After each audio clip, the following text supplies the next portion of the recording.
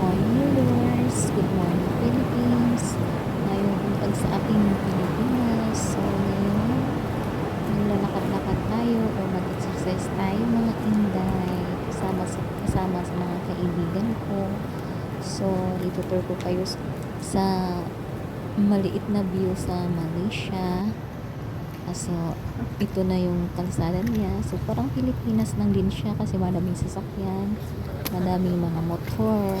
Tapos grabe sa tumakan, madam. gilid ng kalsada may Madam mga lang pera. paninda. So iba-ibang paninda makikita nyo. Kasi yung ano niya, yung culture niya pareho lang sa atin talaga. So lakad-lakad ng haba-haba unti para naman hindi tayo magka-diabetes. Kailangan natin i-exercise yung katawan natin. So ayan po, makikita niyo yung mga paninda dyan. Ang babango ng mga paninda nila, pero kakaiba, parang Pinoy lang din. Pero siyempre hindi nakalapit na yung ang lasa. Tapos yung sabi nila ang lalaki, isang kainin mo lang, busog ka na. Ang dami ng chips. So hanggang dito na lang po yung video natin. Bye bye.